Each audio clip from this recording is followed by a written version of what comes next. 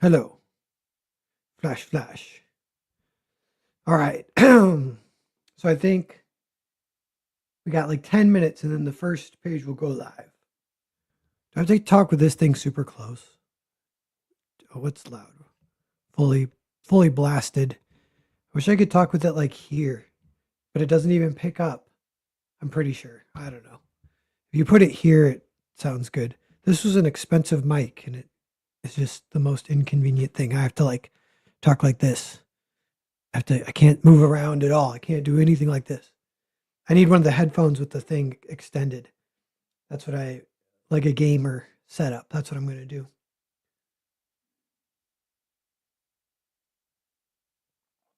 Praetor, what's up, man? Um, yeah, so I got a little scheme and Zaid, what's up?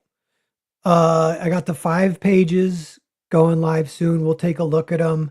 They're like, uh, they're kind of from the sale over the summer because every page went on sale over the summer and like 25 sold out of like 85 or something like that. So there's still like what 60 left.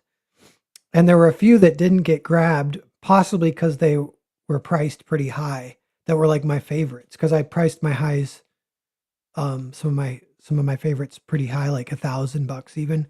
So there was still some great pages that didn't sell. And so a few of those now are going up on eBay with the chance for people to grab. The opening bids will for all of them will be 150. Uh and yeah, so it's a good little some good little deals to get started. Uh are you going to discuss drawing weird heads? Yeah. Yeah, yeah. Do you want me to get started on that soon? I have a few other random things I was going to do cuz I kind of got to just hang out for like an hour and a half here.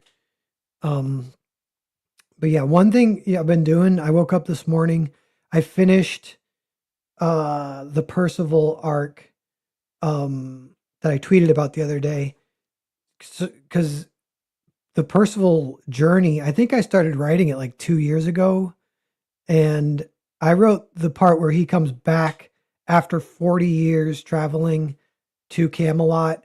Camelot is completely changed. King Arthur, it's forbidden to say his name, and he's in exile somewhere. Nobody even knows where he is or if he's even alive.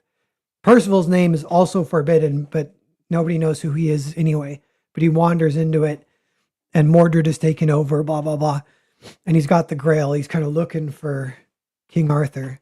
And then Lancelot has been hanging out too. So Percival does meet up with Lancelot eventually. But he does, yeah, so that part's awesome. But Lancelot's like a badass, aura farming badass. Zaid says, Mordred. Yes. But anyway, that thing I wrote, that was a weird one writing because I was kind of just writing it. I think it ended up being like 250 pages as a script. So like way too long for a movie. It'd be more like a miniseries if it was a movie. If it was a comic, it would be 500 pages.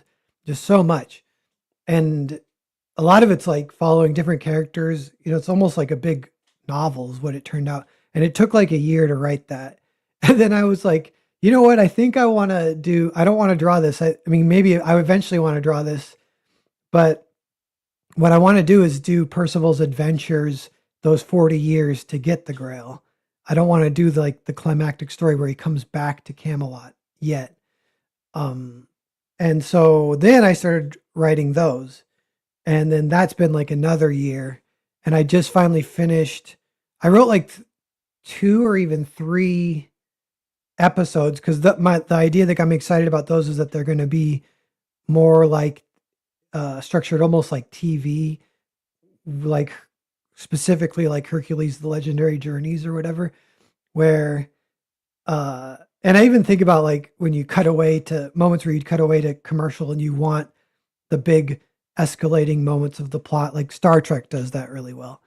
So I wanted to fit that in. I wanted to fit in an hour about script would be 3 comic issues. Which is different than I normally had been writing. I normally been doing more like 2-hour movies converted into graphic novels. Is like what I'd always been doing. So one thing about this that I liked is that it actually allows for the comic issues to be very much designed as comic issues. So they always end on a really nice moment that sets up the next issue. They can kind of have short stories within them. And yeah, so I wrote a few of those, and then I ended up kind of not using them. There was so much Percival getting written that's not getting used. It eventually might get repurposed. Then I kind of had the idea. I was like, hey, this can be like the pilot. I wrote that. I really liked it. 8 people watching, guys. How's it going? Say hi if you're in the chat. Praetor. Zaid, Praetor. If you're not a bot, say hi. Even if you're a bot, you can say hi. We don't discriminate against bots here. As long as the bot's got the moolah, then we like them. But yeah, so then yeah, it was designed to be 8. The season was designed to be 8 episodes, and I kind of had them mapped out. And each episode has like a fun concept that you can explore with Percival with his journeys on the Grail. And there's like lots of kind of fun stuff that comes up. Like in episode 2, he enters a town. He's coming back to Camelot, so he actually passed this town 20 years before. And now he comes to this town. He didn't have the Grail then, but rumors about him having the Grail have drifted up from the south. And this town like idolizes him because what he did on the way down 20 years before. And so there's actually like a statue of him in the town and stuff. So like there's like cool stuff like that. But yeah, so the first 3 are like function as an arc. For the first one is a standalone. Episode 2 and 3 kind of combined together, but not, they had to be 2 hours, but not in the way a movie would. Like they continue, like the 2 episodes make one story, but each episode is its own story that wraps up. So it's like not structured like a movie, which is fun to work that way because that's a little new to me.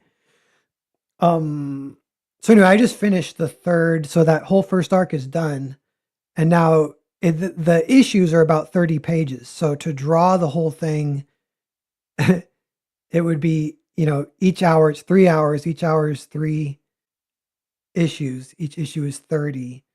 So each hour is 90 pages, which is very kind of similar to when I worked on Vatican City with Mark. It was 3 issues. It was 3 30-page issues. And the only difference there is Vatican City would probably translate to a 2-hour movie, but it moves super fast. And so I don't move that fast for mine. So it slowed down slightly. So the 90 pages translates about to an hour. And yeah, so it'd be 270. And I'm like, oh, if I get all those drawn, and then I only got 5 more hours to get that first season. And there's a second season planned as well. And then what I have written is then Percival gets to Camelot. And there's stuff I've thought of like after he gets to Camelot, even there's like another adventure because he doesn't like meet Arthur yet at the end of that story. I don't think so. He has to go to Avalon, meet Arthur. They come back. Then there's like a big war. So there's basically another mini series at the end. So it's 2 seasons of a TV show, 8 episodes, and then 2 mini series. And then I have these little standalone adventures I still think of that I want to do some prequel stuff. So there's a lot, and I kind of want to draw it all. It'll take the rest of my life, but I got to get these 3 issues drawn, 270 pages, because those will definitely, get people on board, I think. And I think if I get those done, I could be in a position where I could just do Percival for the rest of my life. Which would be sweet, but it's, 270 that we're talking maybe 2 years, but there's things I could do. I could try and do it black and white. Maybe you could do it in a year if that's all you did. I want to draw it traditional like Vatican City. Jolly, what's up? You guys, it's noon. So let's check real fast and see if it even pops up. See if because I had it set to go live. Oh, it happened. It went live. Okay, so let me see. So every 15 minutes, a new page is going to go live. This happens for an hour. So we got 5 increments here. Because we kind of count 0. So this is like 0, then 1, 2, 3, 4. Get you up to 60 minutes. Then all 5 will be. So the first page to go live, possibly the best. This is one that This was originally listed at $1,000. Didn't sell at that price, but this is one of, if not my favorite page. You know, maybe second favorite, because I think my absolute favorite, I actually haven't. I was gonna list it, and then I was like, you know what? I think I'm not gonna list it. I might try and keep this one and frame it. And that one is the splash of the vampires jumping down from issue 3. But this is the big explosion. I wonder if I can make it bigger, if we can look. Yeah. Yeah, this is the big explosion page from issue 3. Very stylistically solid. By then I had figured out what I want to do with the style of the book, and this is like one of the best examples of it. Here's an up angle. We're going to talk about up angles later, but this isn't as extreme as the one that makes it really challenging and look weird. Jolly, did you already sell all the covers? I did, but I didn't sell the double page spreads. I believe actually none of them have sold yet. And one of them will be going up here. The best one, actually.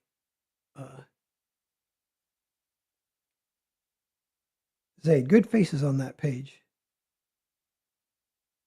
Henry, end the auction now while I'm winning.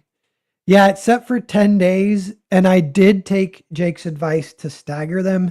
So if you get beat out on this page at the last second, I could imagine that could be frustrating, and you kind of wanted a page, but then that's money you're planning on spending, but it doesn't get spent. Then you could quickly bid on. So we'll probably try and stream when it closes as well next week. We should do that as well.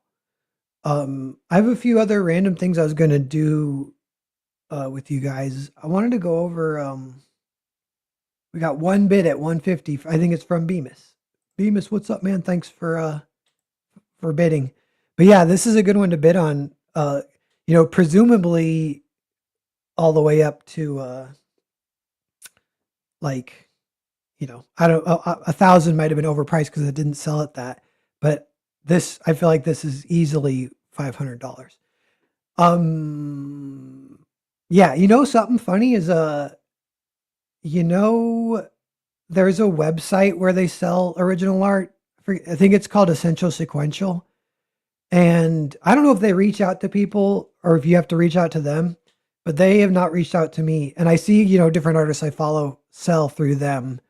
And one was Matteo Scalera. And he had put up Nemesis pages from Mark Miller on there. And his covers were selling for like 4,000, which is like way higher than I've ever sold anything. And they looked amazing. His interiors were priced at like 300. I'm like, that's like average. That's like the same as me. And I'm getting sales, but it's just funny. Like, I don't know, interior art. I kind of think, I think he's a little better than me, but even with that said, I love this page. Like this page can kind of hold its own against some of the greats. I think not every page necessarily. That's the way it works too, though. And with selling interior art, it's like obviously the covers, the full page spreads, the awesome moments, and the 5 going up today. They have like a 1-word pitch. So this is the explosion page. It's like a huge moment in the story. A great page to own. Jolly says you have to reach out to them. Okay, that's probably like good.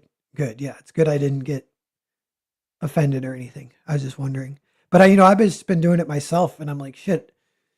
I might just kind of try and I've been thinking about that of like, even with like publishing, I haven't reached out to any publishers yet. I tweeted the other day, maybe I could get Nosferatu published, quote unquote, for reals. But I've just been publishing stuff myself. The only issue is like, it was a second print of Nosferatu. I forget how much it sold. If it was like 100, it wasn't that many last spring. And, the first printing, it sold like at least 1,000. So it's kind of, who else is even going to buy it at this point, unless you reach like a new audience, which could be why you'd want to reach out to a publisher. But yeah, like if I do a third printing or whatever, or a second printing of the second cover, that's kind of a lot of work for me to do. One thing I was wondering though is maybe next year, maybe doing like a Narwhal catch up thing where you just like you can buy Earthbound 1, Earthbound 2, Nosferatu, Foreign Agent, the short stories compendium, all that stuff. Uh, I want to do another short story compendium next year too. I've been writing those stories. I'm pretty excited about them. They're pretty fun. Uh, some people write the comics so that there's something on every page to make it great and to own for the artist to sell. Yeah, this came up talking a little bit about Mark Miller. He kind of does that, and like I was thinking of it as like he's throwing you softballs sometimes of like it's just a lot of badass shit to write. But this came up as like, are you a writer who wants to be an artist or an artist who wants to be a writer? And if everyone has to be one of those, it almost is better from a writing perspective. Yeah, to be say you could also be like a writer who just wants to be a writer, I don't know, or an artist who just wants to be a writer. But if you're a writer who wants to be an artist, that's one of the best for comics because and that's what Mark is. Because then you are like thinking about it visually and you just are thinking about the images, thinking about how badass they can be. You're packing the book with badass imagery. You'll sacrifice some things. Like you might sacrifice like a really great conversation or something for an awesome drawing. And that is like a cool way to approach comics, I think. Uh, Doing a big campaign with all your books in a bundle is a good idea. Okay, yeah. Jolly's it's good to get feedback on that. I'll see when I can squeeze it in because I got a few other campaigns I want to do. But and that's almost like an alternative to like seeking out publishers necessarily. I've also been slowly rolling out digital editions. So like Earthbound 1, I think, yeah, I got to decide if like I want to just do digital editions available and bundles of everything, or work with the publisher and get one of these books out.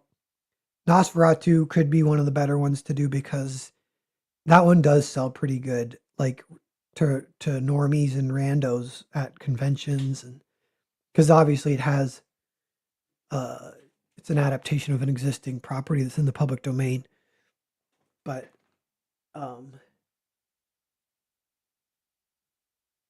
you'd move a ton of your inventory plus people would save on shipping. Yeah, but the only thing about that is it is funny the numbers of like, for example, Earthbound.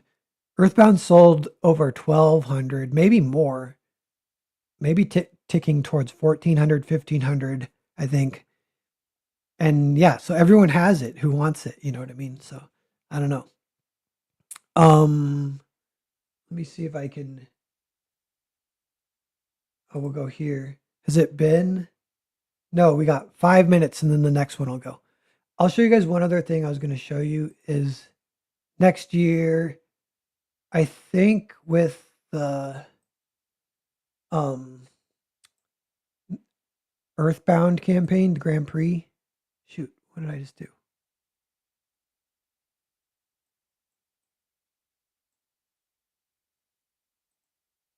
No, what's going on? No, I want this in here. Yes. Gonna do a nonfiction because I did a nonfiction was interactivity back in the day. That one sold pretty good too. That sold over 1,000. But I want to do because I was doing this newsletter for a while, and I'll still like do a newsletter once in a while. I got a new one I want to do called like trying to interpret some esoteric writing advice, like Steven Spielberg saying his number one advice to like young filmmakers is don't be boring. And like, all right, let's dig down on that. Let's actually, and if you put a few of them in, uh, I talked with Nandor about this, but there's a lot more you could get into it. Uh, did you end up buying inventory? I didn't buy. They sent me like 16, and it sounds like I am gonna get some. I actually drew like 16 remarks of Guido as book plates, and I'm gonna mail those to Mark. He's gonna sign them, mail them back. So those will be going on eBay. in the next month or so.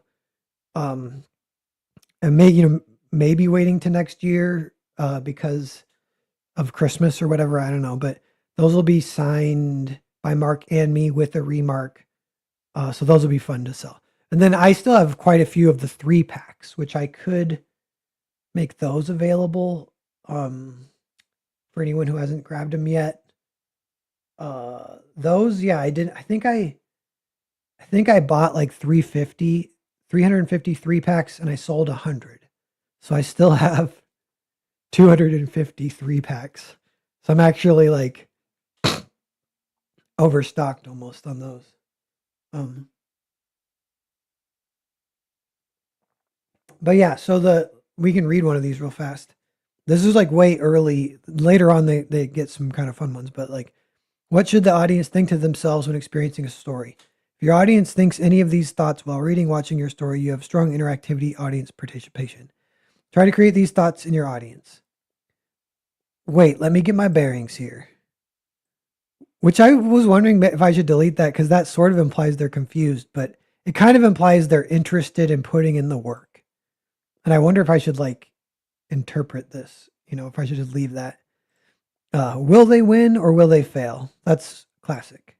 Some of these audience they'll be thinking them they won't think it out loud as an actual question. They'll just be feeling it.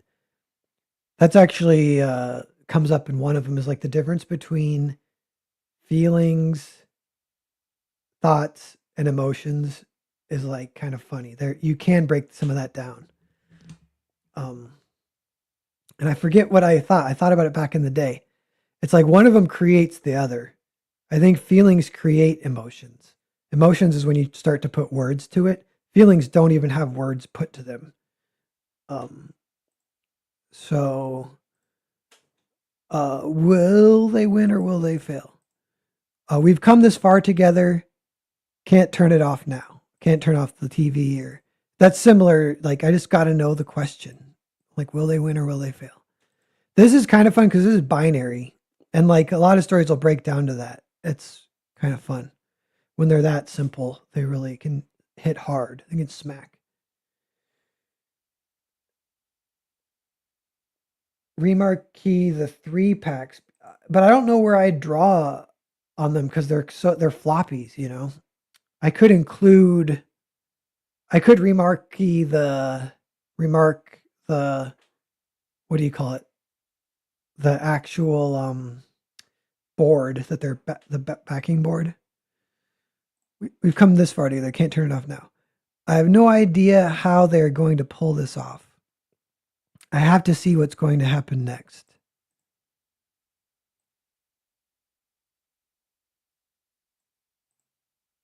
I wonder the stuff you can do to make them think this too. I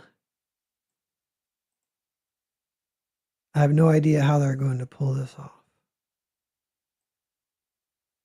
I have to see. Wait, if you knew what I know, you wouldn't do that. That's like suspense. Like if a girl's walking towards a door and there's a killer on the other side of the door, we know that because the movie showed us. We're yelling at the screen, don't open the door. Way to go. He's not going to like that once he finds out. I always think of that with like Hank Hill. Oh, Hank Hill ain't going to like that. They mess with his lawn. His lawn gets messed up. You're like, oh shit, I can't wait to see Hank's reaction. I just know he's going to hate it.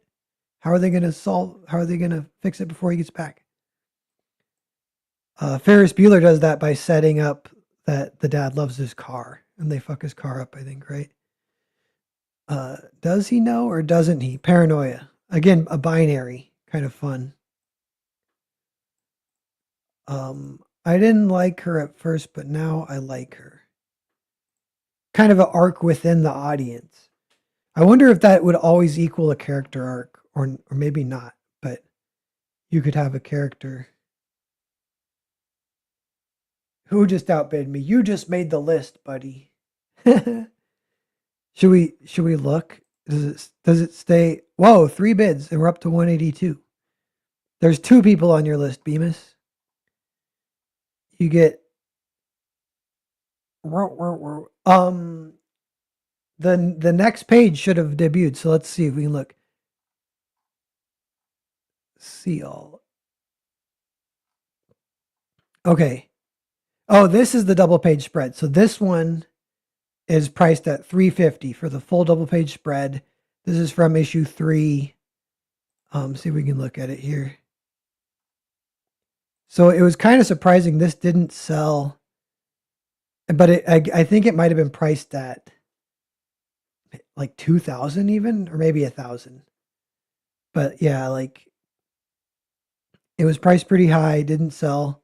But this is the uh the big apocalyptic end of the story. I kind of wish I could zoom in even more because there is a lot of good fun energy in the line work.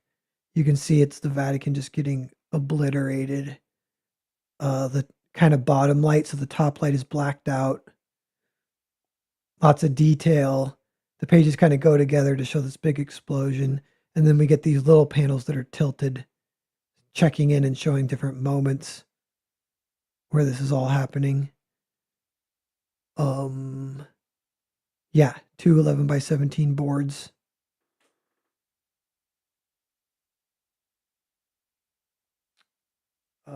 Yes. So we can check in on that in a second. For 350, definitely a good dealio. We got this boy right here. And this being, yeah, double page spread of issue 3. Let me see here. Okay, we got like 10 minutes to kill. We can go back to this real fast. Oh, you know what we should do the angle stuff here. We'll finish this though. I didn't like her at first, but now I like her. Like, what changes your opinion of people within a story?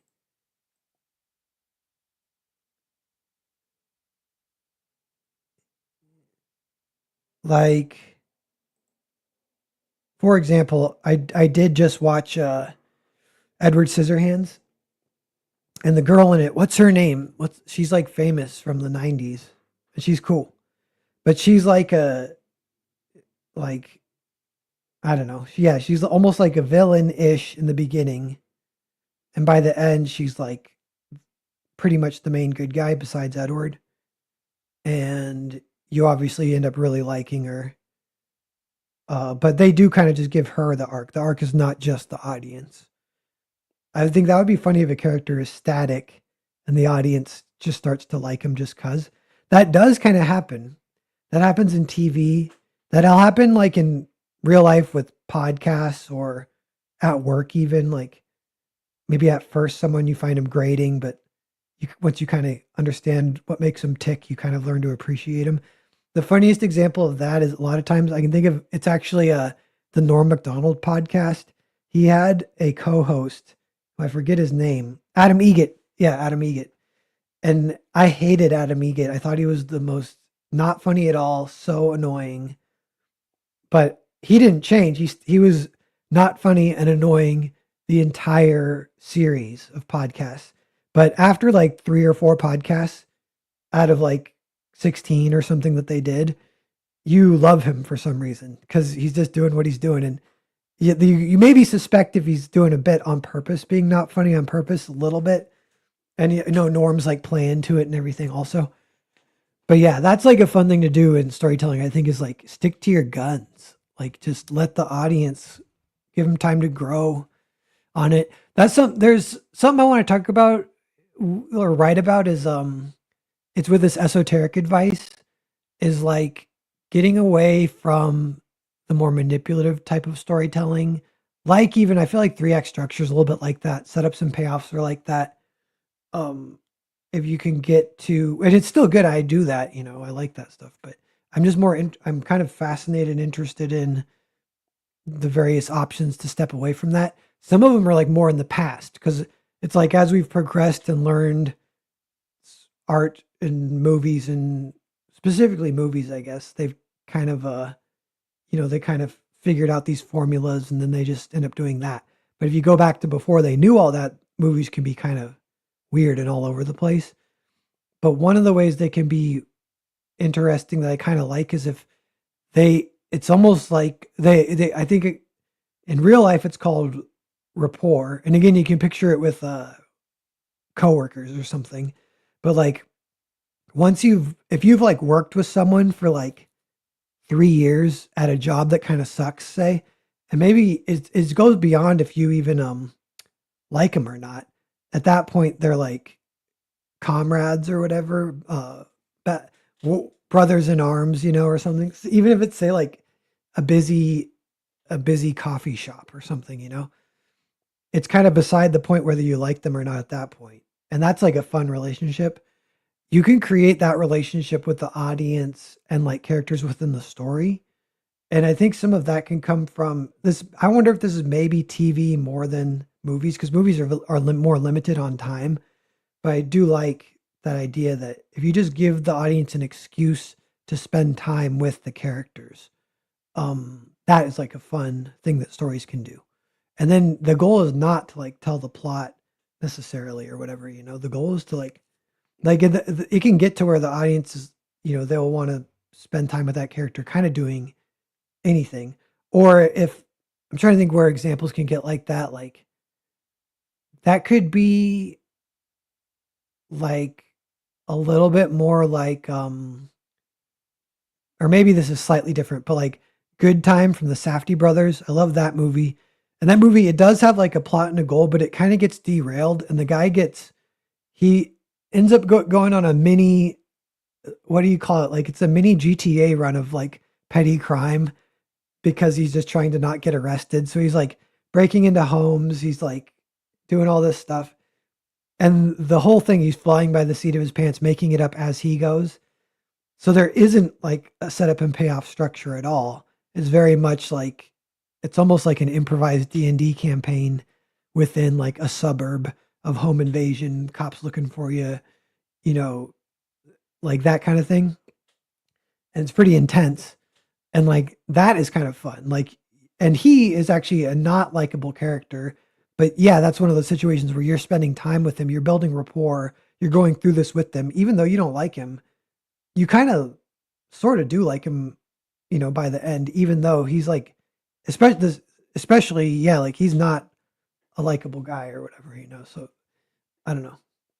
Perry, did you get a chance to see the new Frankenstein? Would you ever adapt that? I need to research more of the original story to even know the adaptation. But yeah, so I saw Frankenstein. I did like it, but I didn't like it as much as the rest of the creative block did. They really liked it. And that's cool. And I liked it. But um yeah, there were things I didn't like about it or whatever. Uh, and it did put me in the mood. This is a good testament to it, though. It put me in the mood for more Frankenstein stuff. So I watched Edward Scissorhands. I'll probably finish Frankenhooker because I haven't finished that yet. Finish that maybe tonight, and I want to rewatch Bride of Frankenstein, and that would be the one I would want to look at. And Young Frankenstein. I actually want to watch all these again. I've seen them all a while ago, except for Frankenhooker, um, but I don't know if I would adapt it or not. And I want to kind of research, yeah, the original novel and see what that's all about. Uh, but they announced too, Robert Eggers is doing a movie called Werewolf, and now he was like one of my favorites because of The Witch and The Lighthouse. And then I kind of really didn't like the Viking one or Nosferatu. So he's 2 for 4 in my book. And now I don't know what to think. I'm like, is he cooked? And I'm like, his next movie's Werewolf. Like, I kind of wish it wasn't Werewolf. That doesn't sound that cool. But they announced too, he's shooting it like The Lighthouse at a square ratio on film. I'm like, that's awesome. So I'll definitely go see it. And we'll see, like, maybe it'll be dope. But so I'm kind of looking forward to that, even though I have a love-hate relationship with Robert Eggers, I guess. Um, but yeah, those like, that like old horror, gothic horror, universal monster thing is popping off a little bit, and that I think that's cool.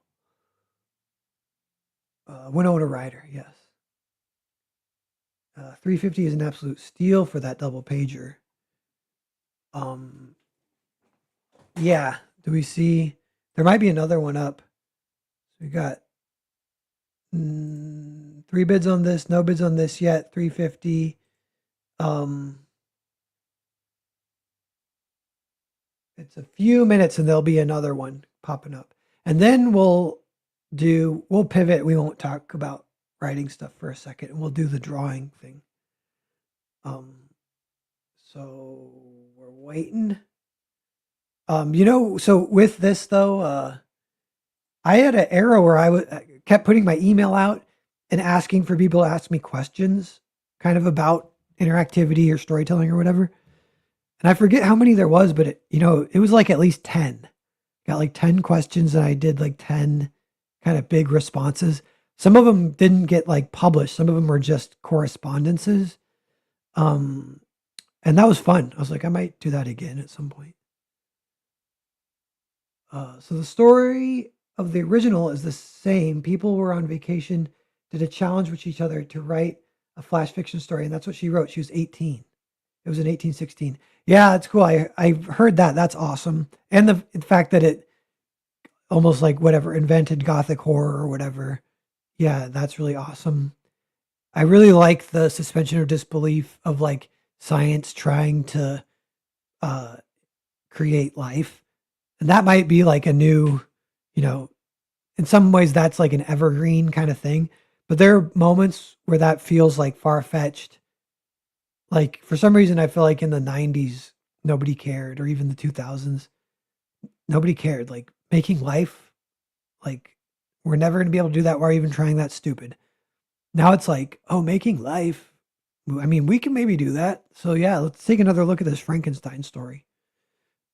That's pretty fun suspension of disbelief. Uh, yeah, I was wondering if I was going to report back on anything from the Percival script regarding like any of this stuff, even. Um, but yeah, it's like a little spoilery if I do. But I'm excited for that to get to that point where that's eventually drawn. It was a situation too where there's kind of through the whole thing. I sort of wrote it straight ahead, which will give it more of like the good time improvisation, which I tend to like that a little bit more rather than like the super structured, quote unquote, more manipulative style of storytelling, which I like that too. And, you try and do a little bit of both or whatever. Definitely do some outlining. You have an idea where it might go or whatever. Um, but yeah, there was actually feedback from CJ. By the way, did anyone get Hotel Story? Maromi, did you get Hotel Story yet? Has it come in the mail for anyone yet? Phantom of the Paradise is my recommendation. I saw that like a year or two ago and it's awesome. But I kind of forget a little bit of it. I should rewatch it. Uh, that's Brian De Palma. The thing I kind of remember of it is it actually being awesome about the music industry, being kind of like it's just like, yeah, the music industry is satanic and filled with rapists. And that's like in 1970. And you're like, dude, they aren't even like exaggerating or they aren't joking or whatever.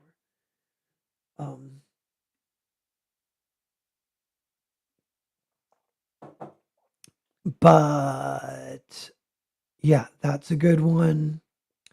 Shoot, what was I saying? Um, it says Thursday. Yeah, so people still haven't got it. But yeah, so CJ's reaction, he said he really liked how all the characters are smart and it's like a battle of wits, kind of like the good guys using the mirrors to travel through the hotel, then the bad guys smash the mirrors. The good guys using the bodies to possess bodies and teleport around and get things done. So the bad guys start chopping up the bodies. And like that back and forth is like a big part of the story, and that's a lot of fun. Like that's like, there's a lot of that ish in Percival of like, just at any point, I just want people to do the smartest thing. It's kind of hard to write dumb characters actually, because uh you might piss the audience off because you'd be yelling at them for being dumb. Trying to think, there can be a way to do it. It's a little bit of a challenge. Bemis, I received Hotel Story. Did you read part 2 yet, Bemis? Did you get a chance to jump in? Thanks for backing everyone who did. Yeah, it's good to know people are getting their books. I'm excited. Henry Beavis. I took a Gothic literature class and we read a story called Varney the Vampire, aka Feast of Blood. It predates Dracula by a few decades. Was it good or was it still getting there kind of thing? Because sometimes they say being first isn't as important as people think. Because like Dracula maybe popped off because it's actually good, and then maybe there was stuff before, but it wasn't as good or whatever. Um, yeah, I think supposedly like with that Lord Byron and when him and Mary Shelley and she wrote Frankenstein, he turned in a story, and I think his story was one of like the first vampire stories that he turned in, but it was like an unfinished novel, supposedly. Let me see what we got here though. What do we got? Uh we gotta update this. Okay, so we got another page. Okay, new listing. This is I call it the Jesus page. But here's Jesus burning on the cross, the bad guy talking shit. They're burning the church down because they're going to catch him. They're under the church making their plans. And a lot of these, I pictured it, I photoed it if that includes it. Looks like it's actually upside down here, but this includes the thumbnail, uh, which is, or the layout, you could say. My layouts are so scribbly, but then once I kind of get it, I know it's there, and then I can start on the final page. And with these, I just drew pencil. I used the H pencil, which no. I used the F pencil, which is weird because there's like HB is like right in the middle. B means it gets softer, darker, smudgier, more like pastel even, or like what like chalk or charcoal. H means it gets harder, and it'll get kind of lighter, but actually harder to erase.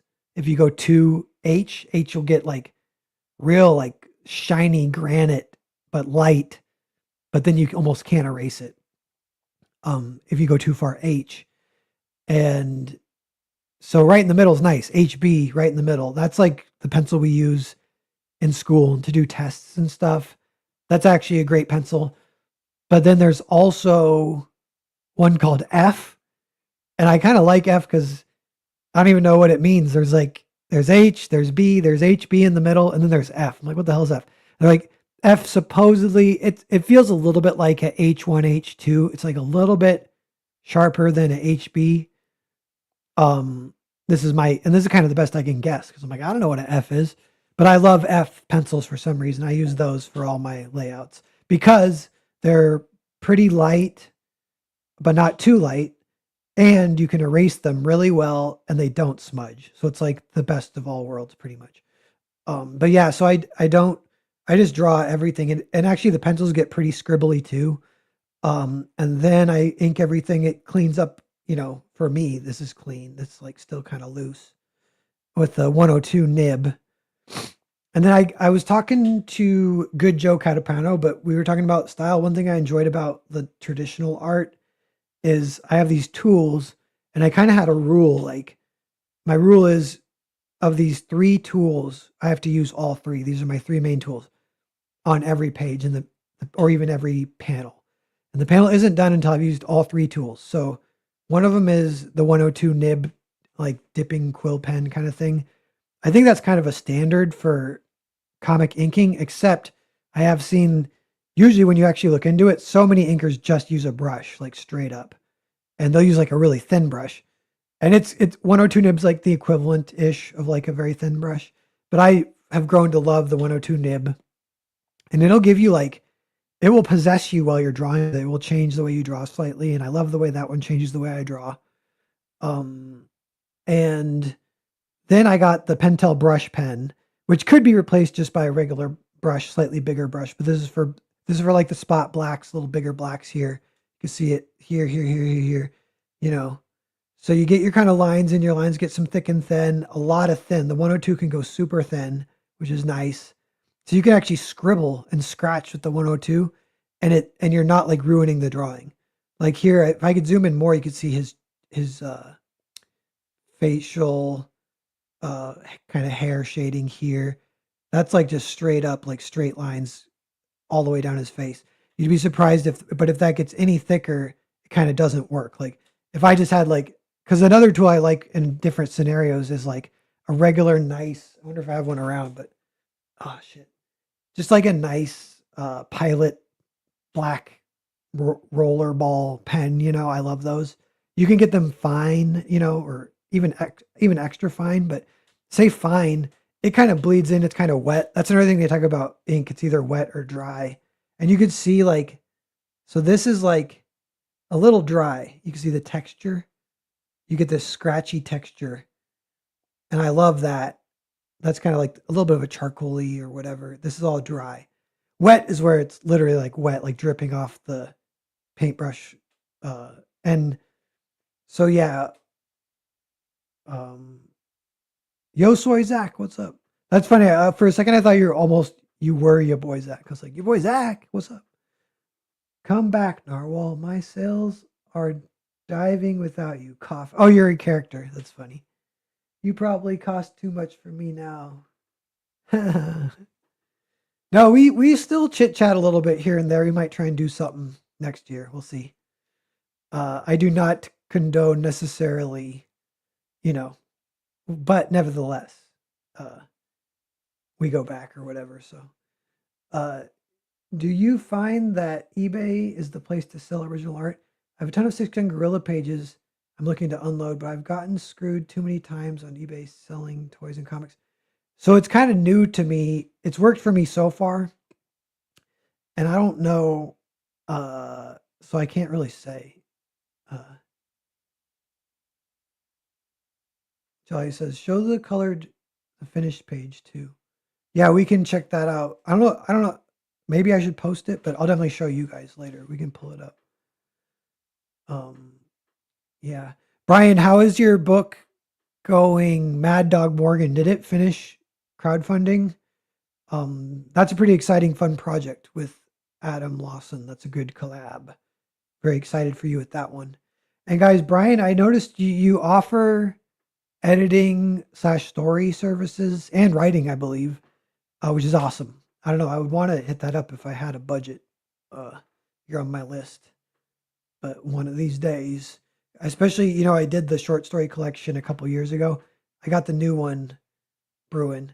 That's like one of my fantasies is yeah, like another era where I kind of have a budget, and it's like I feel like it's like playing house because it's not super real yet, but I kind of did it for a few years where you're like trying to make your own imprint, and you're kind of yeah, you're like paying people, talking to people, you have a little budget, you're trying to throw some things together. I actually do really enjoy that, just as much as creating myself. Um, so, and I kind of like yeah, just like I kind of like just like hiring and publishing even. Like I would not be involved creatively at all for some.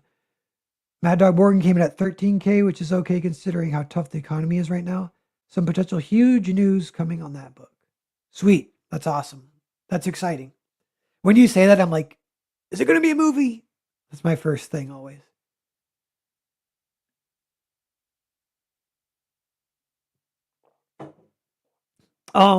Yes. So let's do some heads from different angles for a second. Then we'll check in on these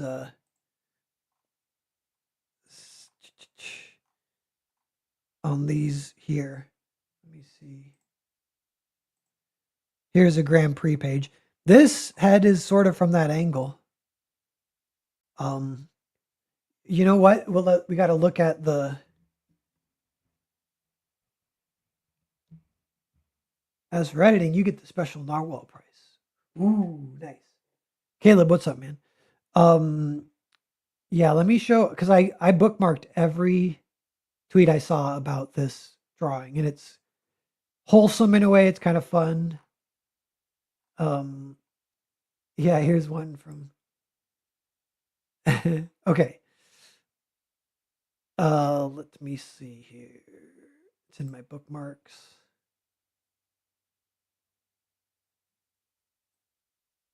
Okay. So I got to show the original. Uh, is it? Here's the original. So we can click into this. So this is the original. And now this, yeah, it's very wholesome. It's funny. I was going to say, what can I say like positively about it? It's sort of like a Picasso drawing. So like looks good from that thing. But I was going to say though, this definitely feels like someone who will be good at drawing in like a year or something. Because they're actually trying some hard stuff. And you could see where they kind of their brain reverted to like right. It's almost like right brain, left brain, where they were observing and where they were just picturing in their head what an ear looks like. So if the ear, for example, is kind of in the wrong spot, and yeah, it's like you could if you drew one thing that I was thinking about trying is like this drawing alone, if you could just kind of drag stuff around to the quote unquote right spot, it's not that many adjustments, and then it kind of will look like even the overall outline is actually better than some of the other people trying to do it when they submit later. Let me see if I can screen grab this. But we'll look at some other. Oh yeah, so there's Peter Griffith looking up, this is more of a side view with him looking up. This is the thing too. Tilted heads or like angles, they're either looking up like they're actually tilting their head, or they're looking straight ahead and the angle is even lower by their chest looking up. So there's kind of two options to kind of get that facial angle. And very rarely, if they're looking straight ahead, would you ever do that angle at their chest looking up, like the worm's eye view? You know, it would almost never come up. A lot of times, if you're doing worm's eye view, they might like be looking down at you or something. So then their head is tilted again. But a lot of times people do tilt their head to look up, and that's the occasion where a lot of times you would end up drawing this pose or whatever, this angle. So let me see. So people do it at various levels of extreme too, and it gets harder and harder and looks weirder and weirder. Like this, some of these are great. A lot of these people fixing it. The only thing here, I think maybe the cranium, maybe a little more cranium is kind of like the only thing. The jawline is interesting. It's done well here, but that's something that immediately looks weird when you're drawing it. Like this is an example I was going to show because she's actually not, she's looking up, but she's not looking so far up that the jawline switches and inverts. You know what I mean? Which is what we have for this. The jawline is like inverted. She's looking so high up that the jawline is inverted. But so this still looks really good, and a lot of people do this a lot, and it's a little cartooning to it. One thing when they start to look up, the nose points out, so the nose will start to align more and more with the eyes. This is like foreshortening stuff. We can look at this later. Like even there, like this gets a lot of it right. I think this is drawn as a joke, but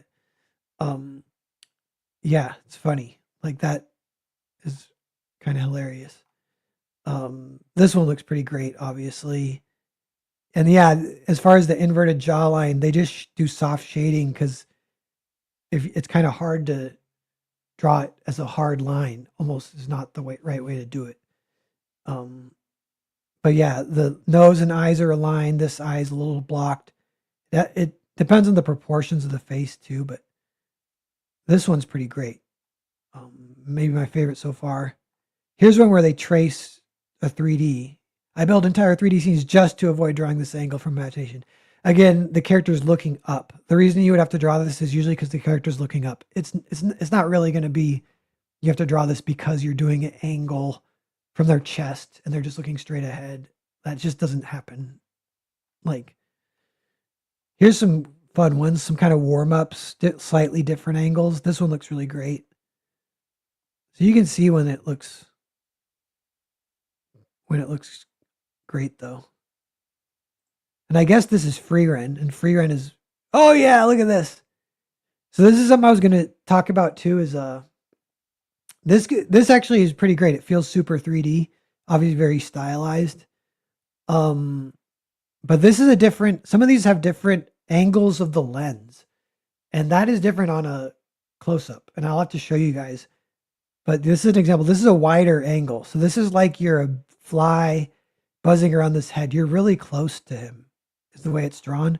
Whereas like this, you're like far away just looking at her, like kind of normal. So, and I can explain, that's like one of the best things I can explain that can help that nobody's talking about. Um, Shadow. Yeah, here, this, oh yeah, Del A posted this. Yeah. Uh, Brow line not straight, chin and mouth closer, more pointy. Yeah, this is kind of good. This is fun.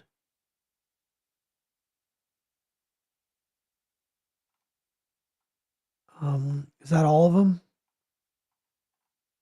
Oh, here's yeah, a pretty good one. This is a long angle. This one thing I'll show is the wide angle versus the long angle. Um, and yeah, this is fine. Yes, look at this one. Some of these are like hilarious. So with this, the only thing is I think the ears would actually like if you tilt your head back like that, the ears would actually point like this way. The ears don't stay like a robot and then the head tilts. That's like when you're learning to draw. Something of the original drawing is like you can see where they were thinking about it and then where they kind of reverted to yeah, like the way their brain thinks about it or whatever. Um, Let me real fast. Did a new one pop up? Hold on. See where we're at. What am I doing? This one. Do we get a fourth? So we have the Jesus page. Oh, the headshot page has been listed.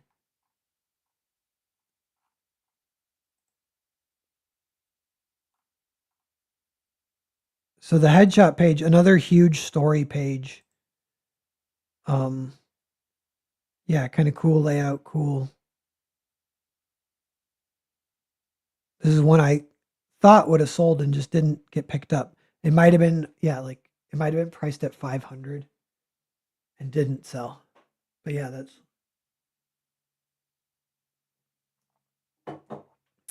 this is any book with a good headshot.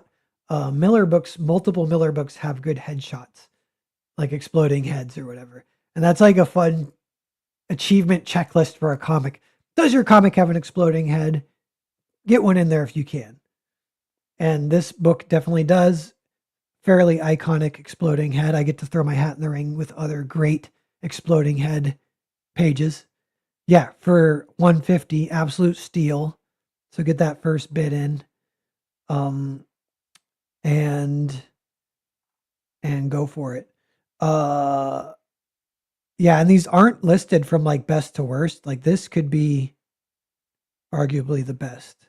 I'm kind of curious what ones people will of the five. Yeah, if like one gets bid on more than the rest or whatever. I'm curious how that plays out. Let me see what you guys are saying here though. Jolly got to run. Cool, see you, Jolly. Caleb's here. What's up? Awesome One says, "Yo, old man Nar Pear Wahlberg. What's up, Awesome One? Gonna lift my neck over at Starbucks. Yeah, see that would be an occasion we have to draw that angle. Angela Curry, what's up? Brian Kreisgau of the composition. Uh, yes. All right, everyone. So, here's him climbing down a ladder. Pretty good pose on the ladder. Uh, yep, and him grabbing the cell phone and talking crap. Yep. So what was I gonna do? We'll go back real fast to we have some of these.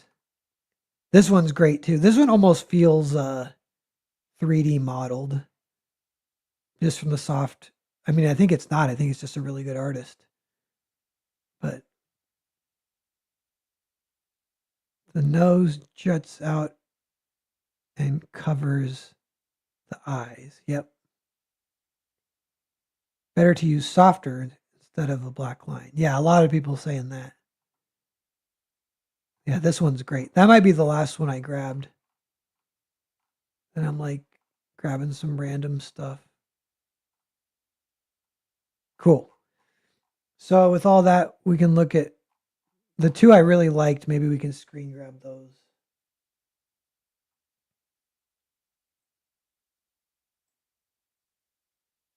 Let me see here.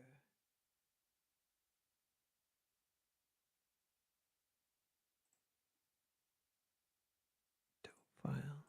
Did it get closed? I don't know. Edit. Paste. File. Open. Dang it. Where is it? I'm gonna grab the original drawing because I want to look at that again too. Hard to navigate all this stuff. Let me see. Print. I guess I didn't put that in.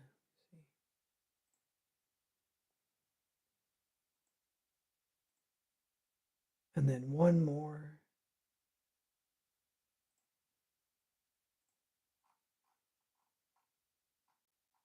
The one that's really good. That one's fun, but we won't grab it. That one's really good, but I don't think that was even my favorite. This one I really like.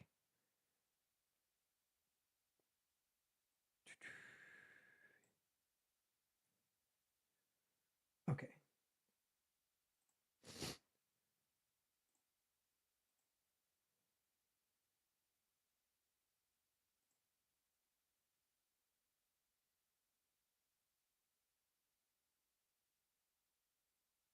Cool. So we got those 14 people watching. How's it going, everyone? Uh, the main reason for the stream is the auction here. So let me see. I think actually, no, we're still a few minutes away, and then the last page will pop up. But yeah, so we have the Jesus page, the double page spread at 350. The Vatican City explosion page, which has 3 bids on it, which is nice. And then the original art page, issue 2 from page 15. This is one of the only pages from issue 2 because issue 3 had a lot of the pages. I kind of got better as we went, so a lot of those are really great. Issue 2 has some good ones too. But yeah. Okay, so let me see here. So the one thing I kind of haven't seen people talk about is it's like foreshortening, and blah blah blah. But it's the angle of the lens thing. One thing is like if a head is an oval, how do we do this? Like this illustrates it well. We can make this dark. Whatever. Like if this is like the head or whatever. I actually haven't warmed up yet, so like say that's your head from a straight angle. From and this is kind of the long point. This is kind of like how heads are shaped. They're actually like longest from chin to the back of the head here. And they're shortest, from the eyebrow to right beneath the skull right here. So longest, shortest. So if your angle is like this, it's this low angle looking up, you're kind of looking, you're not even looking at an oval, you're looking at a circle. And that's like the cranium, the chin, you know.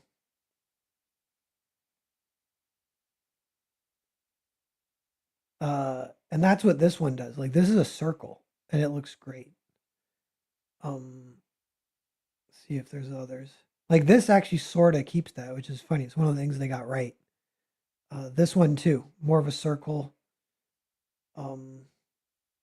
This one, depending on if it's, yeah, the angle of the lens. I wonder, maybe getting a little more brow in there here. If we went off this and tried to.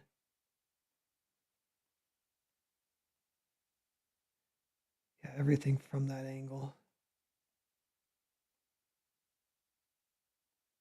I don't know.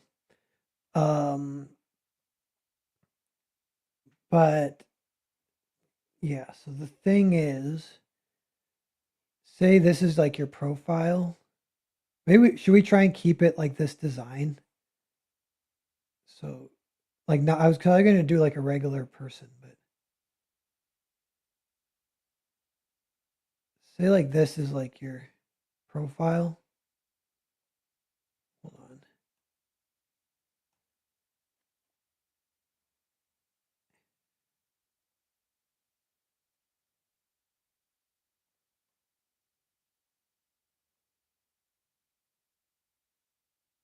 Whatever.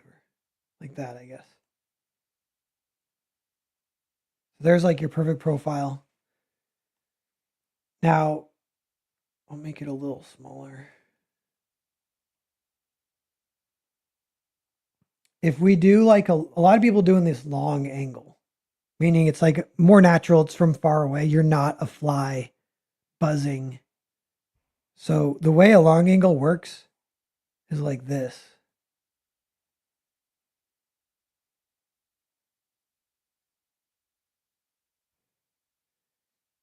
Um, and then a wide angle, say the camera's right here, works like this.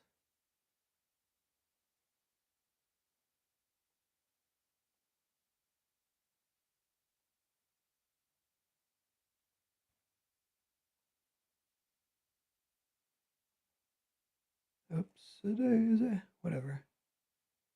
So this would give you like the closer.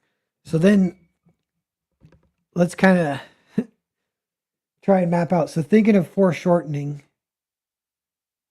uh, let's do this one first. Like I'm going to mark in green every plane that gets totally foreshortened. Uh, darker green.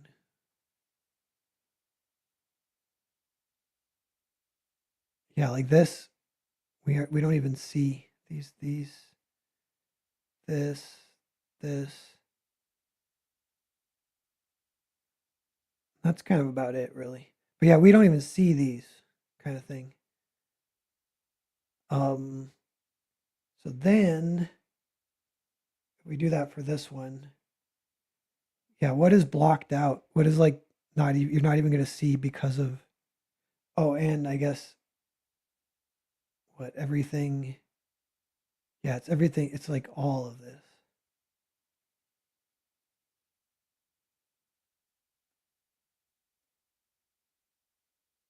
Okay, then we have this one. Now same thing, it's from here all the way back. It's from it's actually like yeah, like way more of the nose you can't see. And I think, yeah, it almost looks like you can still see that, I think. But yeah, pretty much just the nose. And now the similar thing happens from a top view. So we can try that. Let me see. You know,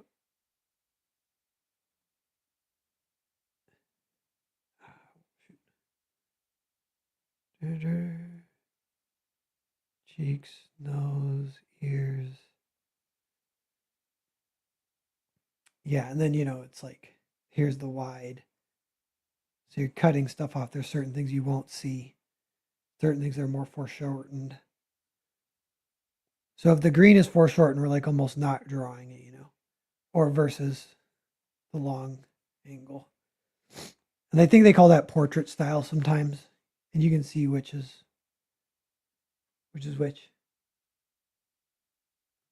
Um, by the way, so we'll come back and I'll draw a few based on this data that we're looking at. But let me see what we got. Okay, can we update this?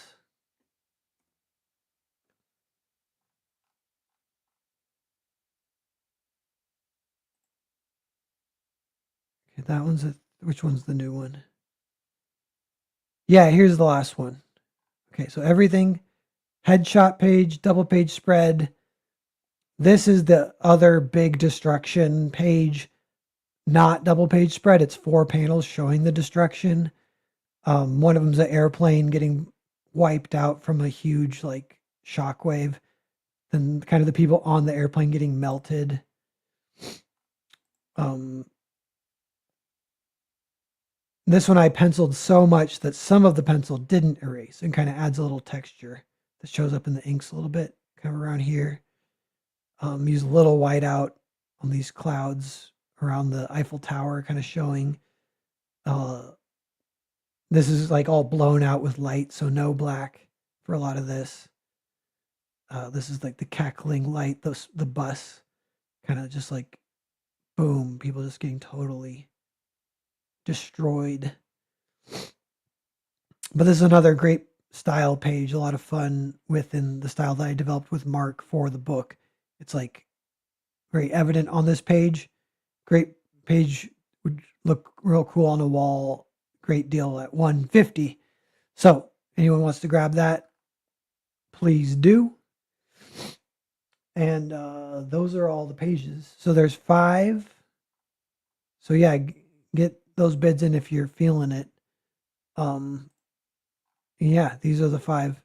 Right now, there's 3 bids on the first page. That seems to be the page at this point that is getting the most action. Um, yeah, and I wonder which ones I would bet. That is one I might bet that would happen with, but maybe the double page spread. Jesus page is awesome. Headshot page is awesome. And this one is really cool as well too. And yeah, I'll be glad to sell these pages, get them off to some people who appreciate them.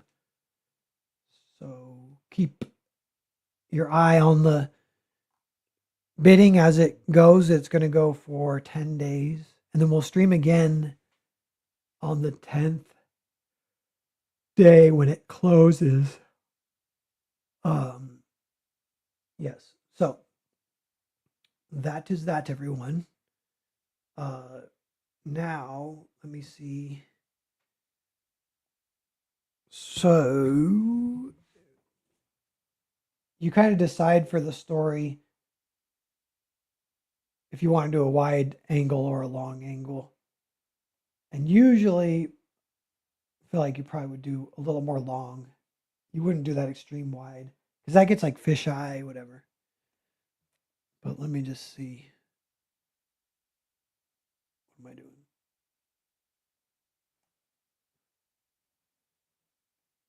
Okay. So a lot of times for construction, I do it kind of like this. So you got your total sphere, then you got your like kind of like blob for the nose and stuff. I wonder. But remember the nose, we can't even see it. It's like, and then the nose isn't breaking.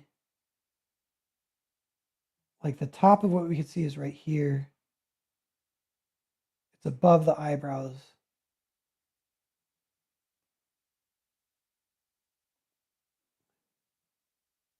So this is kind of a little more like that. Here's the eyebrows. Here's the eyes.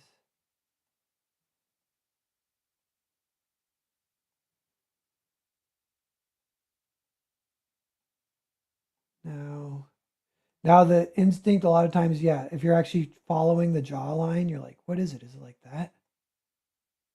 If we're going the super low angle. And if we're actually going this low, this is a little lower. Um, yeah, a lot of stuff is getting foreshortened. The other things, if we're going this low, if the lips are like this, we can see all of this lip, but we can't see any of this lip. So more like that. Um,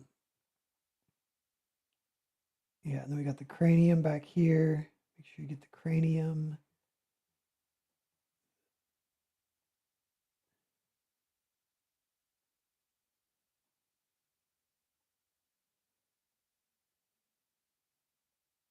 even with the eyes, like eyes are kind of like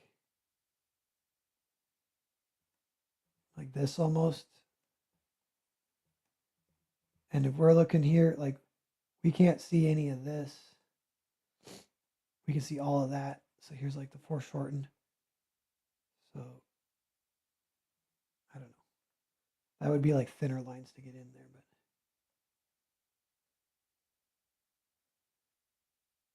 we would actually see like the bottom ridge of the eyelid even.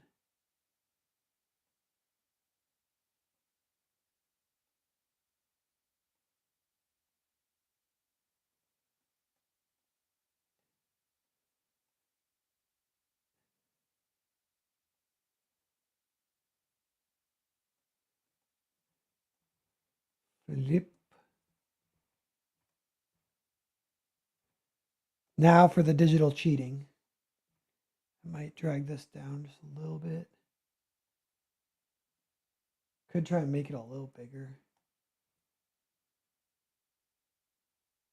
Because we're kind of doing the longer angle, which means there isn't going to be an extreme difference in the size based on the perspective. Like this eye technically is further away from the camera than this eye, but because it's a long angle, they're basically the same. So they'd be kind of the same kind of thing. Another thing is this kind of slope here. You know, this is like from the skull. Like you got your cheekbones, you got your bridge, you got your nose. You got this kind of like swoop, and that changes depending on like that's even like right here, like here, here, here. This is kind of all one big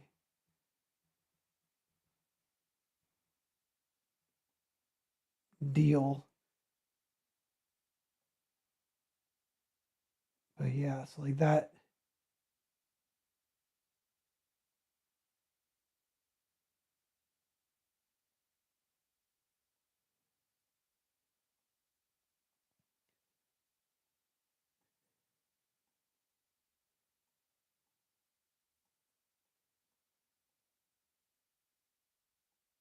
And now where this actually breaks is kind of like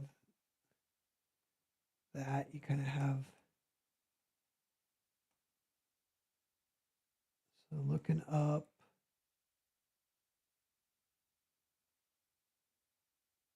the cheekbones, cranium, ears. Starting to look pretty good. And I could kind of trace over it. And then we could try and do the hair though, because even hair from this angle. So if they have bangs, say like this, from this angle, that's like it's kind of weird. It's like it's foreshortened, so you got to remember that. It's actually coming out pretty far. If you want these bangs, they go up past the nose. So let's try that again. Going like this.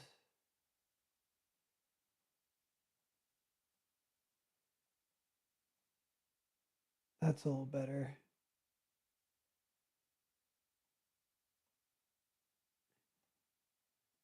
And some. I don't know the. Oh, what just happened?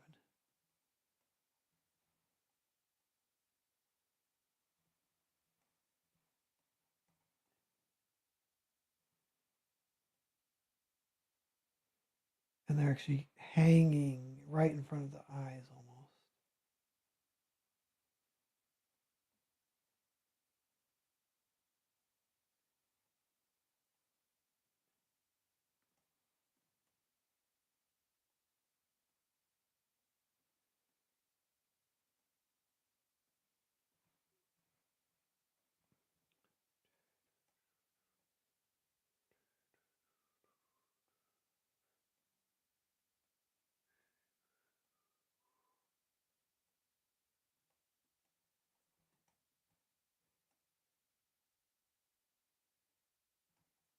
Kind of lose my anime proportions from here down, it's getting just my style. But all right, we could try tracing over this a little bit. Let's see what we can do if we clean it up. So we actually might not draw this, like we'll go just.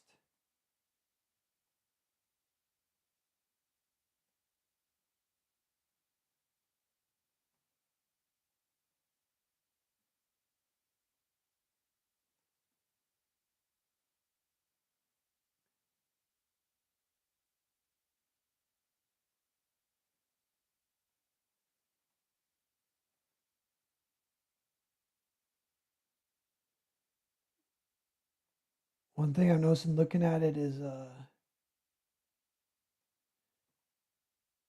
circles from straight on at the eyes, are like this.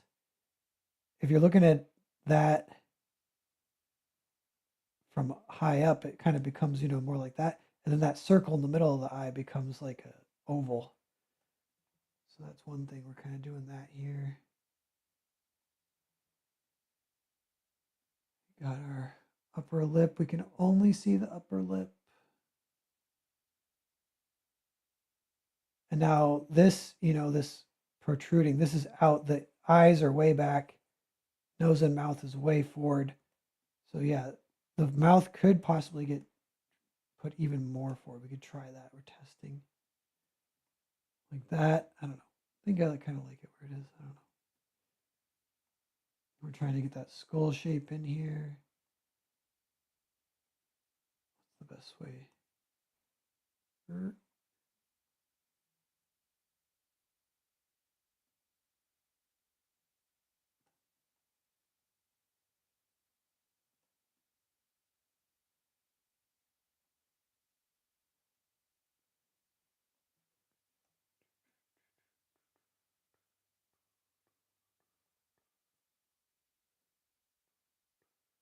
of adjusting.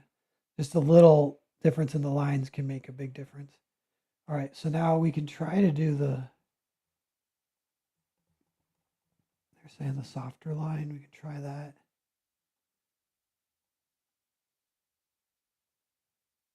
What does it look like if we take this off?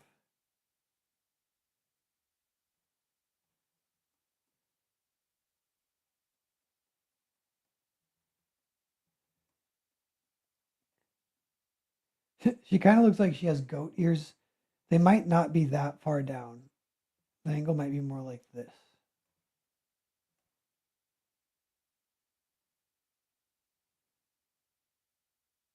This is the thing, like getting that in 3D and looking good.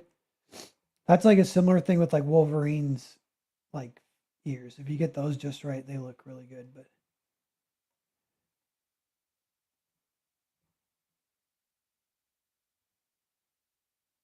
yeah, and like what we can, the hardest part now is the hair. So we're gonna.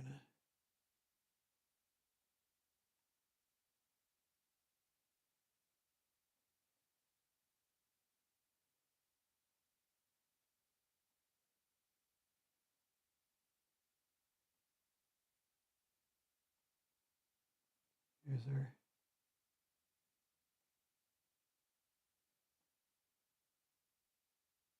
What are these? Her. What are these called? Her.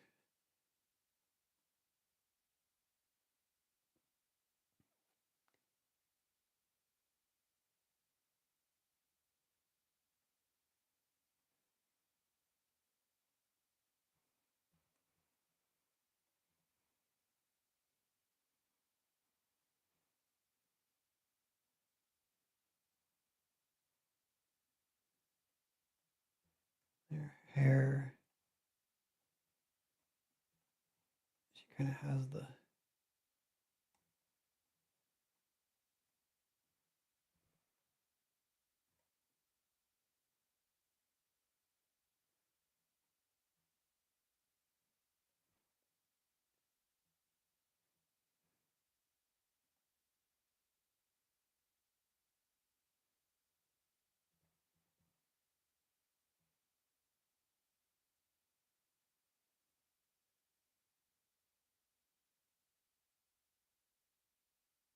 Maybe like that.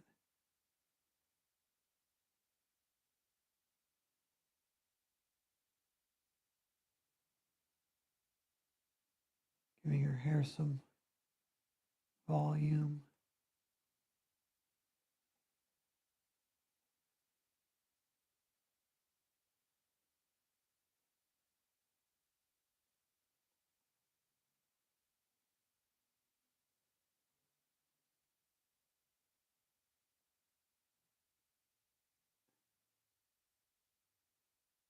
Looks like there maybe should be a little more hair here.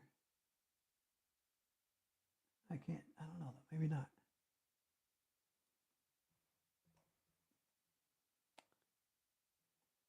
All right.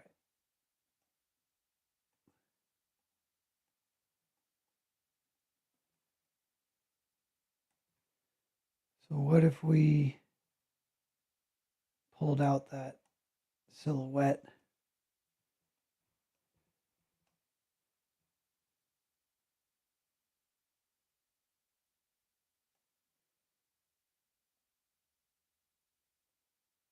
Yeah, it kind of looks like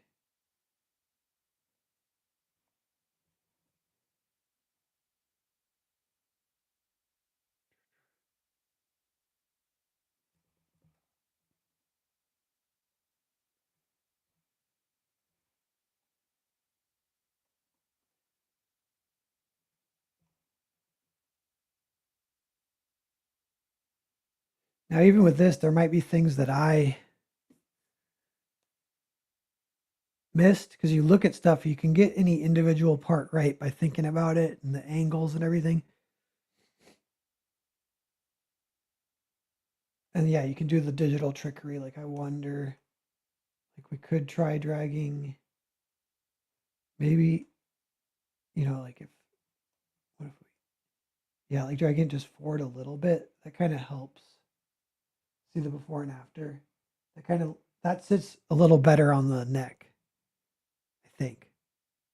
I don't know. That looks like her looking up though. But let me try one more thing we'll add some light, just like some kind of manga style light where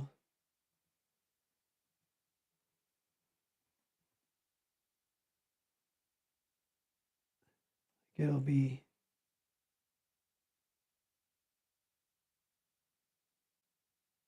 what am I doing?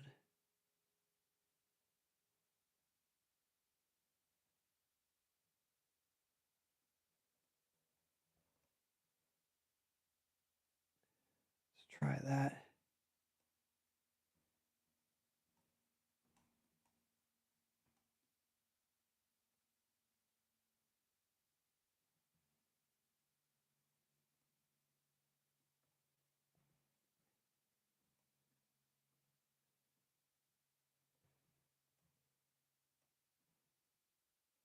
Let me see.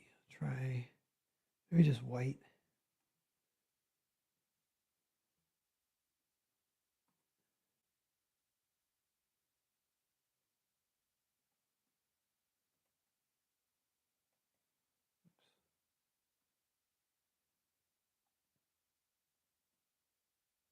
That actually looks pretty okay with the lighting already, just like that. But now what I want to do is try this like trick that I've seen.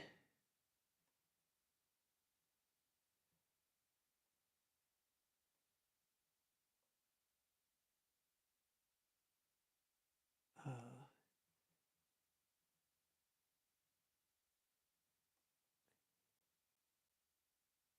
where is it?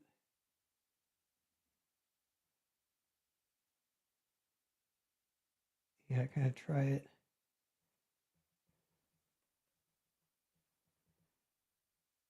That might be enough. Okay, so try that, and then on this layer, I think we try the gradient.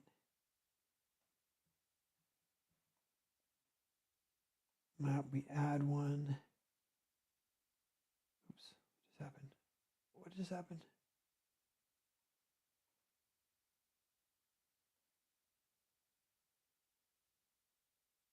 I like wigged out.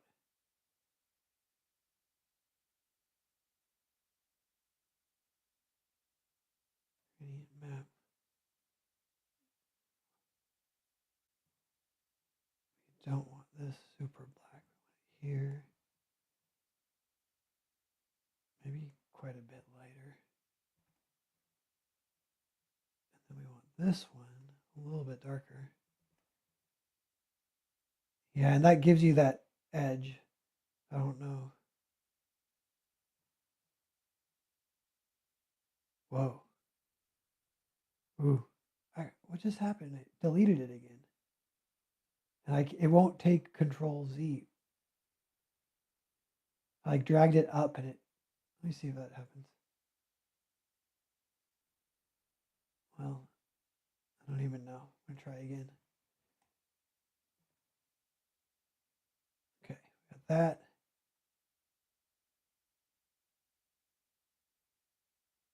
That.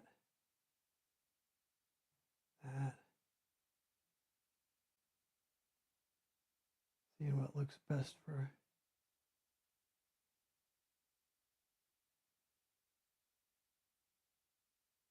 And then making this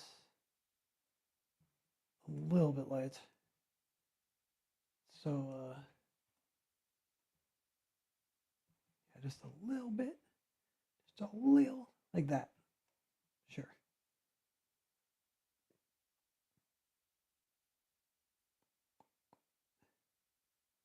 Actually, though,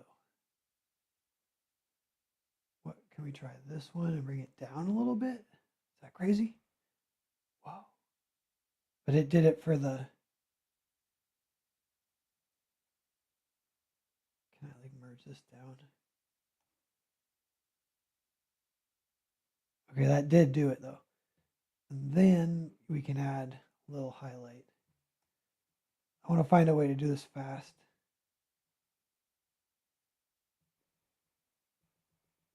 Yeah, that looks awesome.